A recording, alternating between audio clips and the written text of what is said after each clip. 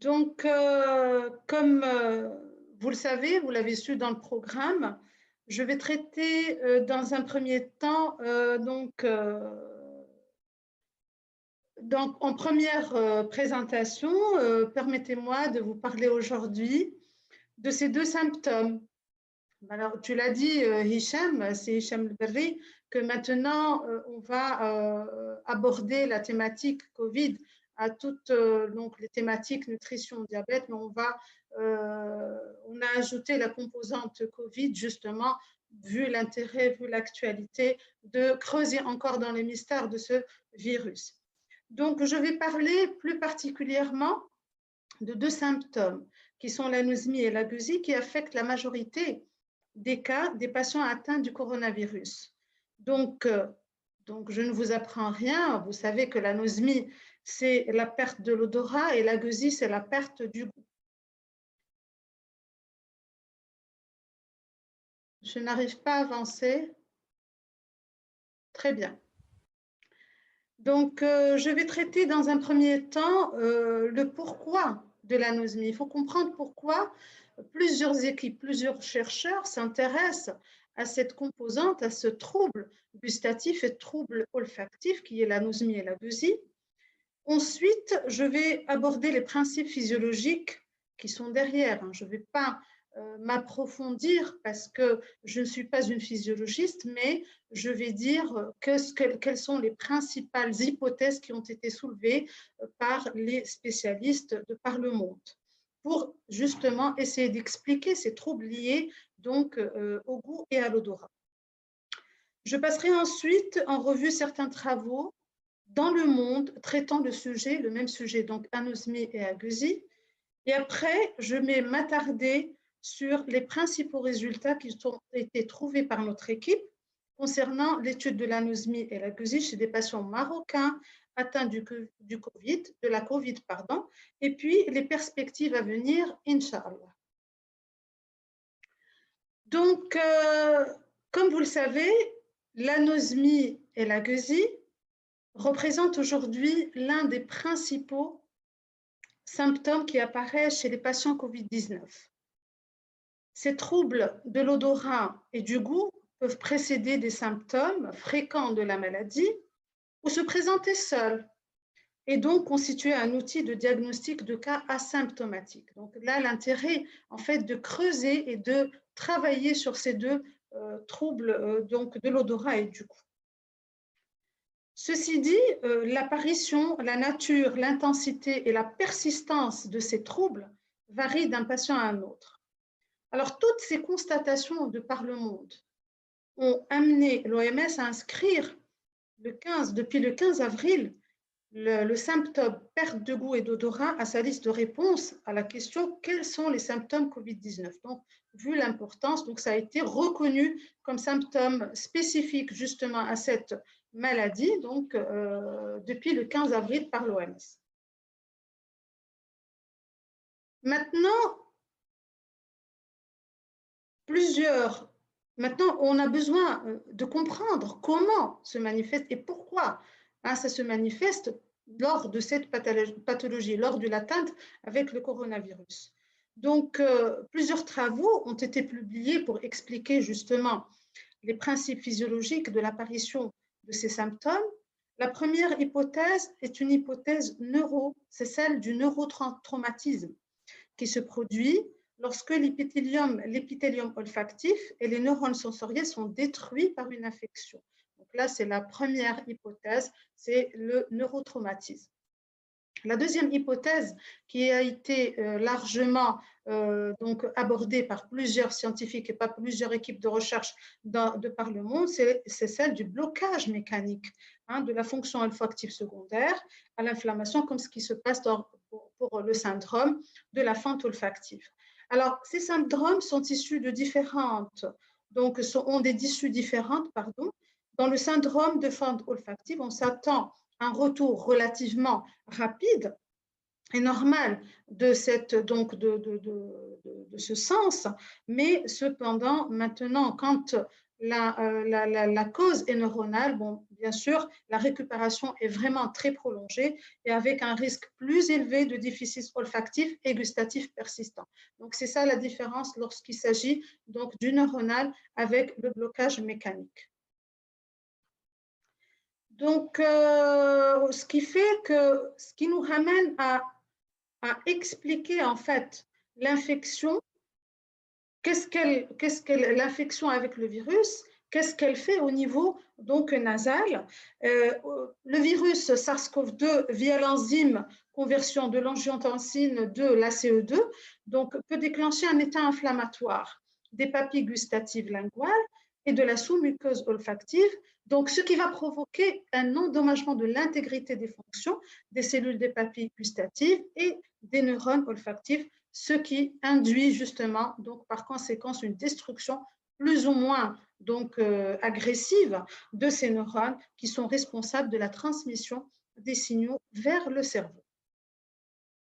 Alors, la deuxième hypothèse, celle du traumatisme donc, mécanique, c'est que le virus SARS-CoV-2, il endommage directement les cellules. Hein, donc, ce sont des travaux qui ont été publiés largement. Et là, j'ai repris un petit peu les travaux de Yamagishi et puis Pranéol.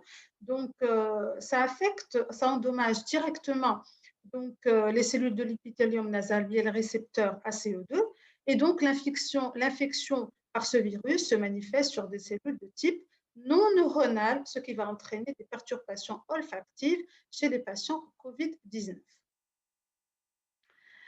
Alors, maintenant, il nous a été, parce que c'est un travail d'équipe, il nous a été important de voir ce qui se passe dans le monde et quels sont les travaux et les constatations qui sont faites par les équipes de Parlement. Donc, on va faire une petite revue de quelques travaux dans le monde depuis l'apparition de la pandémie, du Covid-19. Et puis, j'ai commencé par une étude qui est parue en avril dans le journal International Medicine, qui a traité les caractères épidémiologiques et cliniques de 1420 patients européens.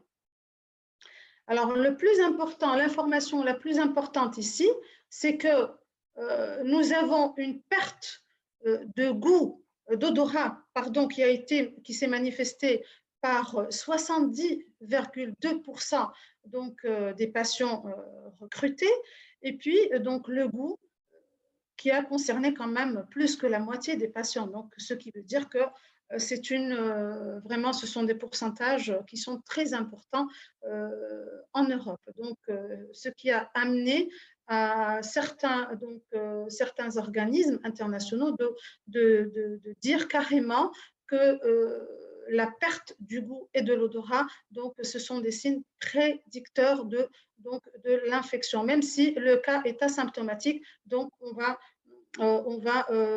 carrément aller vers cette notion de signe prédicteur de la maladie.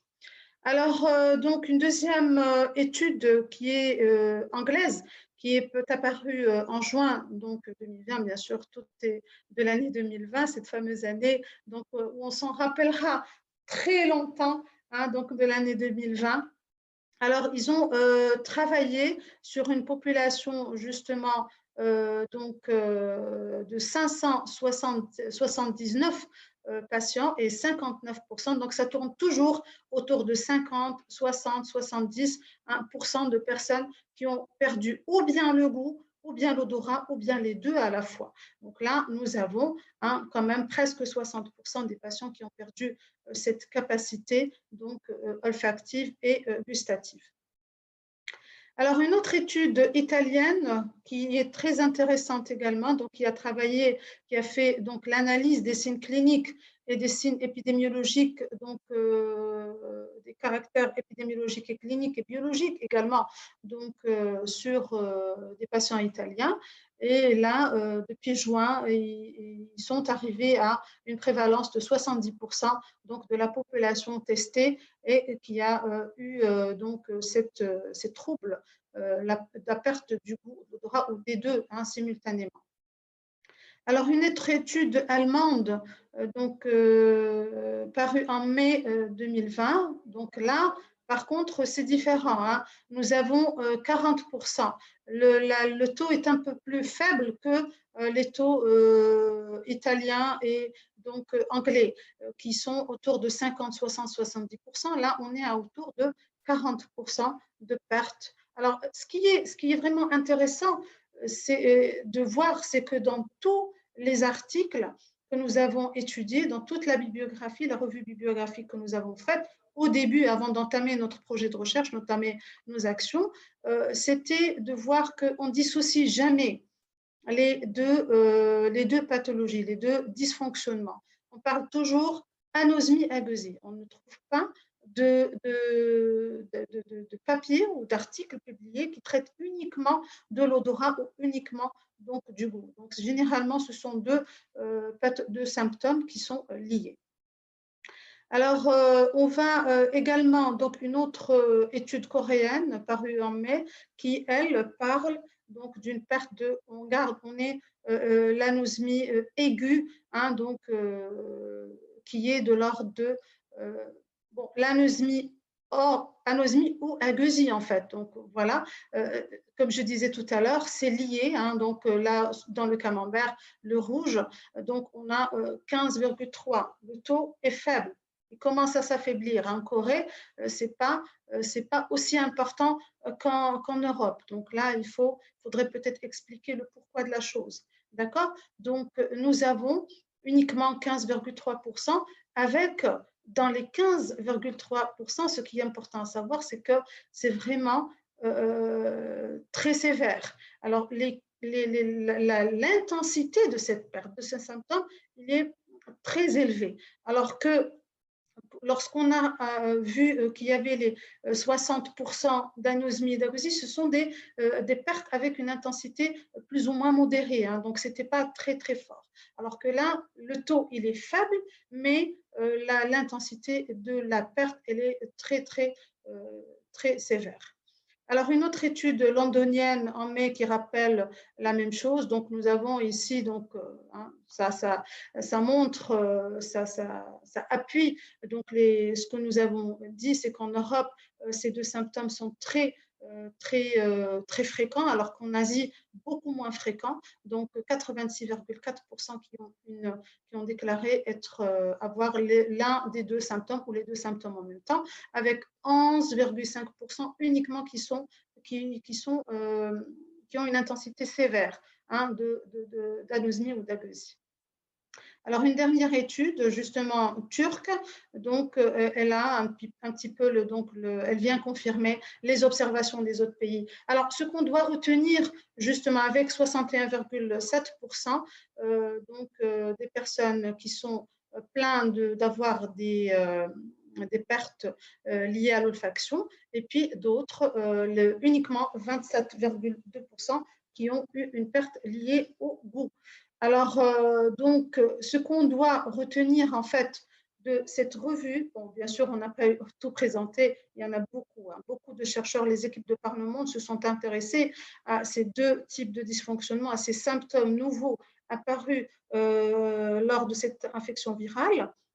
Mais le constat général, c'est qu'en Europe, les tendances sont beaucoup plus élevées qu'en Asie ou ailleurs, en Afrique également. En Afrique aussi, les taux ne sont pas aussi alarmistes, ne sont pas aussi élevés qu'en Europe. Alors, après, parce que nous avons commencé à nous intéresser à cet axe depuis l'apparition carrément du virus, l'apparition de la maladie.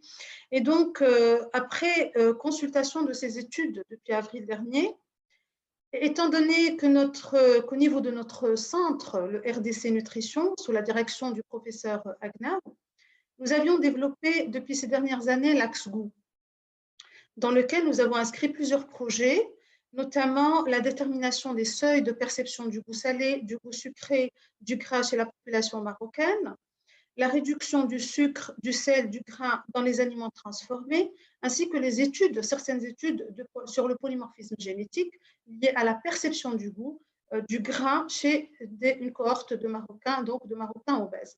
Alors là, nous avons un recul, en fait, par rapport à des études qui sont faites sur le goût.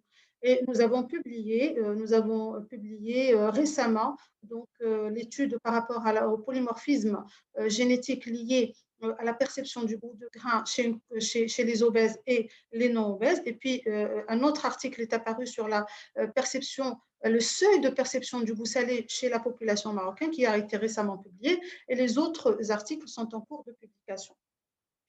Alors, tous ces projets nous ont permis d'acquérir une certaine expertise au sein du centre par rapport au goût.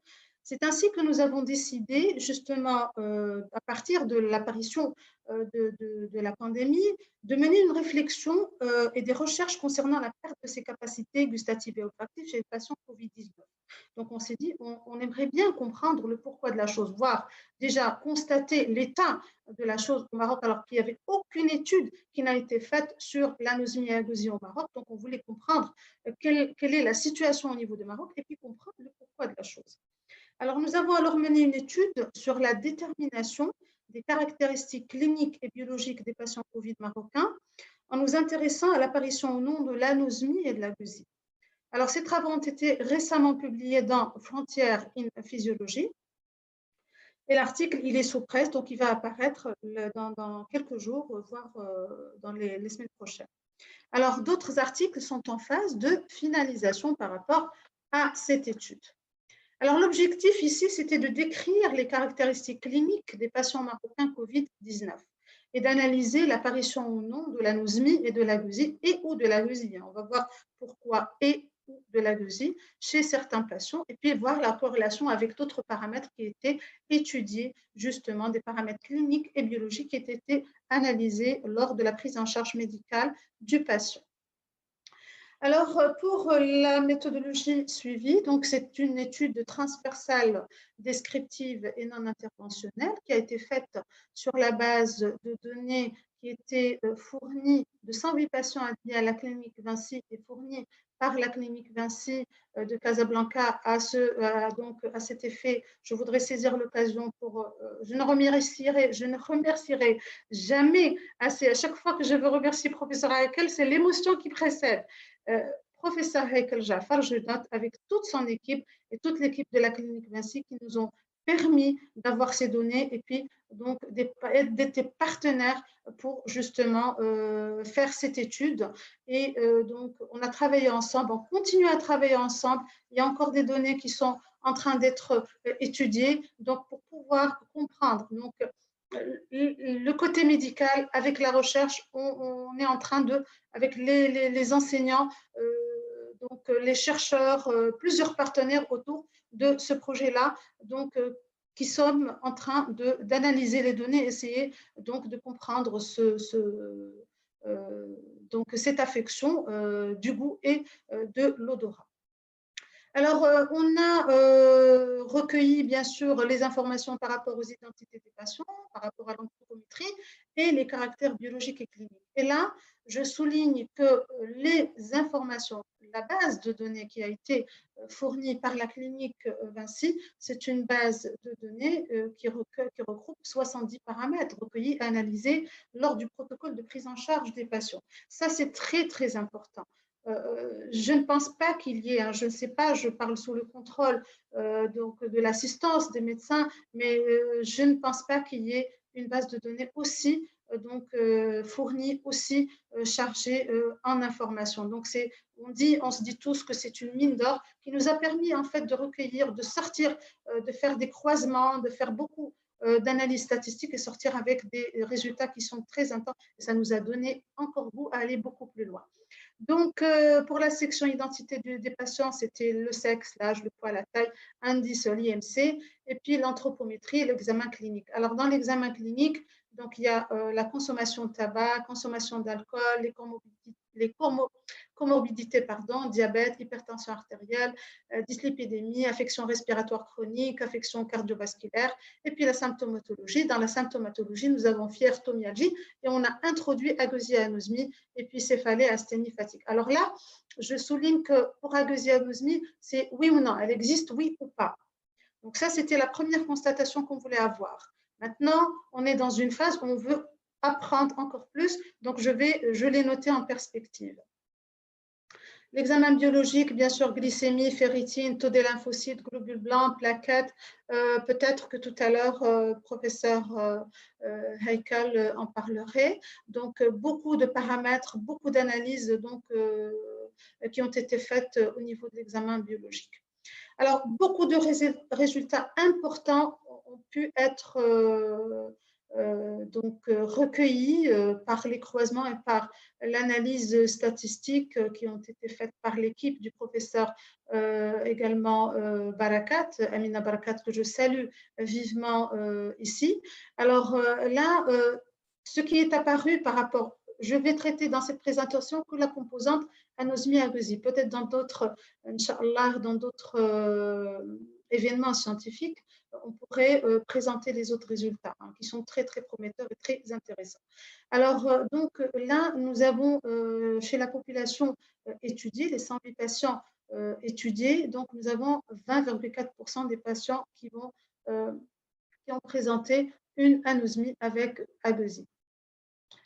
Et nous avons les jeunes patients. Alors, ce qui est important ici à soulever, c'est que la tranche de 18-35 ans est la tranche qui a été la plus affectée par ce dysfonctionnement du goût et de l'odorat, avec un pourcentage de 28,6%. Et puis les femmes, la proportion femmes-hommes, donc elle est à peu près, donc il n'y a pas de composante significative, statistiquement significative. La composante sexe n'est pas statistiquement significative parce qu'on voit sur le tableau, alors avec 22,2% et 18,5%, donc ce n'est pas très significatif. Par contre, pour l'âge les plus affectés, ce sont les 18-35 ans. Alors maintenant, comme je disais tout à l'heure, ça nous a vraiment donné goût à cette agueusie. Elle nous a donné goût à aller plus loin dans notre recherche, dans notre recherche, dans nos projets, dans nos actions. Et on a pensé à élargir cette étude à plusieurs axes, parce que, comme je disais, l'essentiel dans la première investigation, c'était de savoir si le patient présentait ou pas ce dysfonctionnement. Alors maintenant, on voudrait connaître la nature. Est-ce que c'est une perte du goût salé, du gras, du sucré? Est-ce que c'est une perte de tous les goûts? Est-ce que c'est une perte de quelle odeur, quel type d'odeur? Parce que on peut classer les types d'odeurs par catégorie. Donc là, ce qui serait vraiment intéressant de savoir, c'est la nature et l'intensité de la perte du goût et ou de l'odorat.